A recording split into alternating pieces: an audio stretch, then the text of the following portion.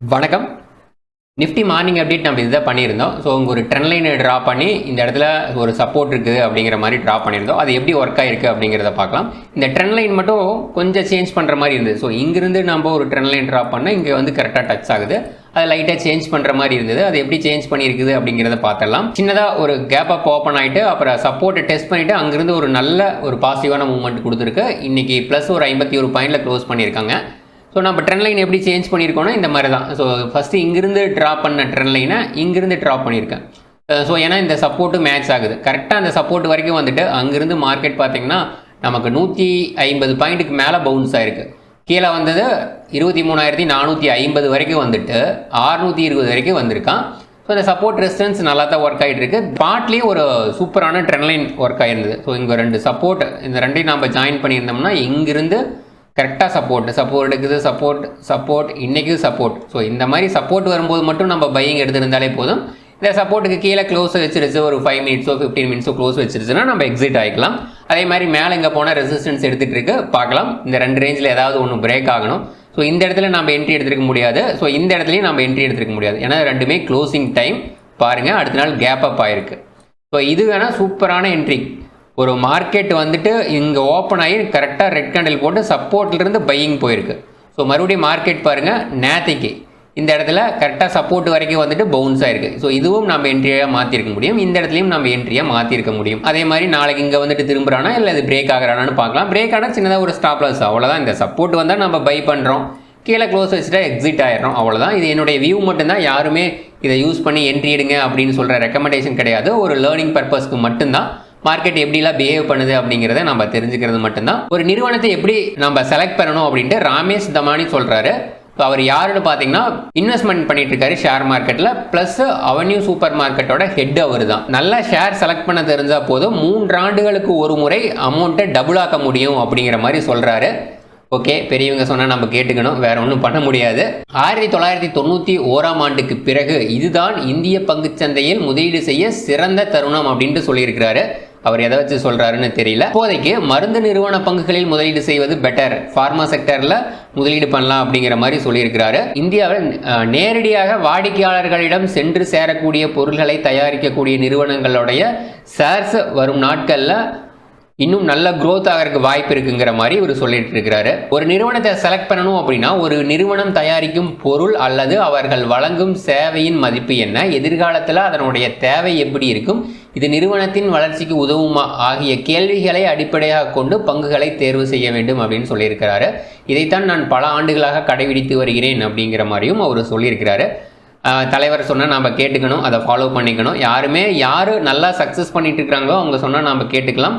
அப்போ தான் நாமளும் அதிலிருந்து சின்னதானாலும் லேர்ன் பண்ணி மேலே போக முடியும் அப்படிங்கிறது என்னோட கருத்தை பார்த்துக்கலாம். ஸோ இன்றைக்கி என்னென்ன நியூஸ் இருக்குங்கிறத பார்க்கலாம். டாடா மோட்டார்ஸ் அதனுடைய கமர்ஷியல் வெஹிக்கிளோட ப்ரைஸை ஜூலை 1 ஒரு 2% இன்க்ரீஸ் பண்ணுறாங்க. பிஎன்பி ஹவுசிங்கோட ஷேர்ஸ் பார்த்தீங்கன்னா ஒரு 4.2% ஷேர்ஸ் பிளாக் டீல் நடந்திருக்கு. அதனால தான் இன்றைக்கி அவள் கீழே வந்திருக்கா. பிரிகேட் என்டர்பிரைசஸுக்கு ஒரு 150 கோடி ரூபாய்க்கு ஒரு ஆர்டர் கிடச்சிருக்கு. அதே மாதிரி மாஸ் ஃபினான்சியல் அப்படிங்கிறது QIP மூலமாக ஒரு 400 கோடி கலெக்ட் பண்ணுற மாதிரி சொல்லியிருக்காங்க.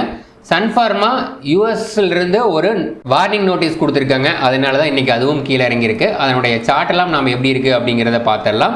LIC ஒரு பென்னி ஷேர்ஸில் அவங்க இன்வெஸ்ட் பண்ணிட்டு இருக்காங்க. அது என்ன கம்பெனி அப்படிங்கிறதையும் பார்க்கலாம். ஸோ டாடா மோட்டார்ஸோட ஷேர்ஸ் எப்படி இருக்குங்கிறத பார்த்துடலாம். டெய்லியில் நம்ம already monthly chart time frame பண்ணி ஒரு வீடியோ போட்டிருந்தோம். அது எப்படி ஒர்க் ஆகிட்டு இருக்குங்கிறத பார்க்கலாம். கரெக்டாக இந்த மந்த்லி ரெசிஸ்டன்ஸில் போயிட்டு மார்க்கெட் ரெசிஸ்டன்ஸ் எடுத்துகிட்டு இருக்கு பாருங்க.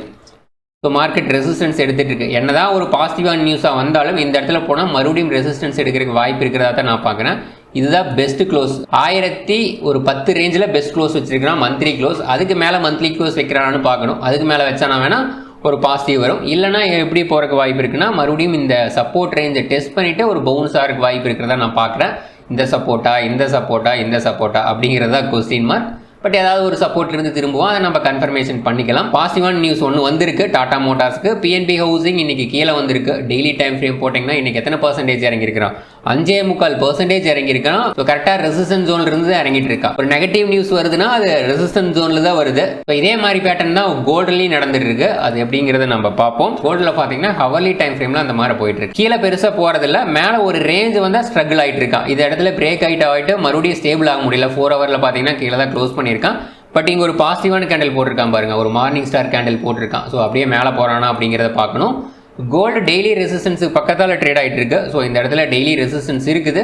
இந்த க்ளோசிங் பார்த்தீங்கன்னா அட்லீஸ்ட் இந்த டாலருக்கு, அதாவது $2355 மேலே டெய்லி க்ளோஸ் வச்சா தான் அடுத்தது இந்த ரெசிஸ்டன்ஸ் வரைக்கும் போகிறக்கு வாய்ப்பு இருக்கிறதா நான் பார்க்குறேன். அடுத்தது ப்ரிகேட் மந்த்லி டைம் ஃப்ரேமில் இவனால கையிலேயே பிடிக்க முடியல. இங்கே பிரேக் அவுட் ஆனது பார்த்தீங்கன்னா 300 ரேஞ்சில் பிரேக் அவுட் ஆகிட்டு இப்போ 1350 ரேஞ்சில் ட்ரேட் ஆகிட்டு இருக்கிறான். இது ஒரு பாசிட்டிவான ஒரு பேட்டர்ன் தான். இந்த கைக்கு மேலே ஸ்டேபிள் ஆகிட்டு இருக்கிறான். ஸோ இந்த இடத்துல ஒரு 1400 ரேஞ்சில் ஸ்ட்ரகிள் ஆகிட்டு இருக்கிறான். 1200 1100 சப்போர்ட், அதுக்கு அடுத்தது 1000.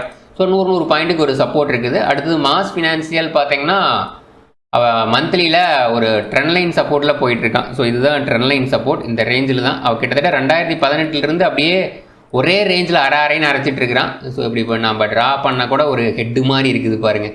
இது வந்து ஐஸு, இது வந்து நோஸு. பார்க்கலாம் எப்படி போகிறான் அப்படிங்கிறது. ரெசிஸ்டன்ஸ் ஜோன் எடுத்துக்கிட்டால் நமக்கு ஒரு 375. ஸோ இங்கிருந்து போனான்னா ஒரு 375 வரைக்கும் போனான்னா ஒரு நல்ல விஷயமா பார்க்குறேன். சன்ஃபார்மா இன்றைக்கி ஒரு நெகட்டிவ் நியூஸ், அது எத்தனை பர்சன்டேஜ் இறங்கியிருக்கிறான்னா ஒரு 2.25% அந்த நியூஸுக்கு இறங்கியிருக்கிறான். கீழே வந்தானா இது வரைக்கும் வருவான். இந்த சப்போர்ட் ஒரு 1375 ரேஞ்ச் வந்தானா இங்கிருந்து மறுபடியும் ஒரு பவுன்ஸ். இங்கெல்லாம் பார்த்தீங்கன்னா support bounce, support bounce, support bounce. Support வந்தால் எத்தனை பர்சன்டேஜ் பவுன்ஸ் ஆகிறான்? இங்கிருந்து பவுன்ஸ் ஆனானா ஒரு 6% பவுன்ஸ் ஆகிறான். ரொம்பலாம் பெரிய பவுன்ஸ்லாம் கொடுக்கறதில்ல. இங்கிருந்து பவுன்ஸ் ஆனானா ஒரு 7%.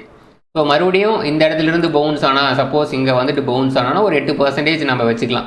8% வச்சோன்னா ஒரு 100 பாயிண்ட் பவுன்ஸ் ஆகிறதுக்கு வாய்ப்பு இருக்கிறதா நான் பார்க்குறேன். இந்த சப்போர்ட் வரைக்கும் ஆனால் நம்ம வெயிட் பண்ணணும். கஜாரியா செராமிக்ஸில் ஒரு பாசிட்டிவான பிரேக் அவுட் கொடுத்துருக்கான். ஸோ என்னென்னா கிட்டத்தட்ட 1 இயர் ட்ரெண்ட் லைன் பார்த்தீங்கன்னா இந்த இடத்துல பிரேக் அவுட் ஆயிடுச்சு, வித் வால்யூமோட ஆயிருக்குது. அது ஒரு பாசிட்டிவான விஷயம். கீழே வரையில் பிடிச்சிருந்தா ஓகே, இந்த இடம் வரும்போது பிடிச்சிருக்கலாம். இல்லைனா இந்த ரேஞ்ச் வரும்போது பிடிச்சிருந்தோம்னாலும் நமக்கு ஓகே தான். 1150 பிடிச்சிருந்தோம்னா ஒரு 200 பாயிண்ட் இப்போ மேலே வந்துட்டான். ஸோ இதுவும் ஒரு நல்ல வேலை தான் நினைக்கிறேன். ஏன்னா இது ஒரு பிரேக் அவுட், இது வரைக்கும் போகிறக்கு வாய்ப்பு இருக்குது. அட்லீஸ்ட் இந்த ரேஞ்ச் வரைக்கும் போனோன்னா நல்லது. 1500 வரைக்கும் போனானா நல்லது. அடுத்தது அவனுடைய பெரிய டார்கெட், இந்த சேனலோட டார்கெட் எது வரைக்கும் இருக்குதுன்னா 1900 ஒரு 2000 ரேஞ்ச் வரைக்கும் இருக்கிறதா பார்க்குறேன். அது வரைக்கும் போனானா எத்தனை பர்சன்டேஜ் போவான்? இங்கிருந்து போனானா நமக்கு ஒரு 40% போகிறக்கு வாய்ப்பு இருக்கிறதா பார்க்குறேன். ஸோ இந்த லோ அது வரைக்கும் பிரேக் பண்ணாமல் இருந்தானா ஒரு சந்தோஷம் தான். அங்கே பார்த்தீங்கன்னா 3 டைம் சப்போர்ட் எடுத்துருக்கிறான். ஸோ இந்த இடத்துலேருந்து மேலே போனானா நல்லது தான். எல்ஐசி வாங்கும் ஒரு ஷேர் சரினா எஸ்என்டியா இந்த ஷேர் தான் வாங்கிட்டு இருக்கிறாங்க. இது நாம் வாங்க முடியுமா அப்படிங்கிறது தெரியல. ஏன்னா லோயர் சர்க்யூட் அப்பர் சர்க்யூட் அந்த மாதிரி அடிச்சிட்டு இருக்கேன். ஒரு $4.64 ட்ரேட் ஆகிட்டு இருக்கு. இதில் போயிட்டு நம்ம இன்வெஸ்டரில் பார்த்தோம் அப்படின்னா இங்கே டிஐயில் பாருங்கள், எல்ஐசி மட்டும்தான் இதில் ஹோல்டிங் வச்சுருக்காங்க. ஒரு 1% வச்சுருக்காங்க. ஆல்ரெடி 2001 ஒரு 5% வச்சுருந்தாங்க. இப்போ குறைச்சிக்கிட்டே வர்றாங்க. 22 இதே 2 இயர்ஸாக 1% ஹோல்ட் பண்ணிகிட்டே இருக்கிறாங்க. ஸோ இது மேலே போகுமா அப்படிங்கிறத நம்ம பார்க்கணும். 500 கோடி தான் இந்த கம்பெனியோட மார்க்கெட் கேப்பை. பார்த்தீங்கன்னா பிஇ ரேஷியோ ஓகேவா இருக்கு. டெப்ட் டு ஈக்விட்டி ரேஷியோ பார்த்தீங்கன்னா பெருசாக கிடையாது. கண்டினியூவாக ப்ராஃபிட் தான் கொடுத்துட்டு இருக்காங்க. எந்த இடத்துலையுமே பெருசாக மைனஸ் கிடையாது. ப்ராஃபிட் பண்ணியிருக்காங்க மார்ச் 24. இன்வெஸ்டர்ஸில் ப்ரமோட்டர்ஸோட ஹோல்டிங்கை குறைச்சிட்டாங்க 2022. இது ஒரு ஸ்ட்ராங்கான நெகட்டிவ் நியூஸாக பார்க்குறோம்.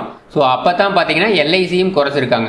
அது எல்லாம் யார் தலையில் கட்டி விட்டாங்க? பப்ளிக் இன்வெஸ்டர்கிட்ட தலையில் கட்டி விட்டுட்டாங்க.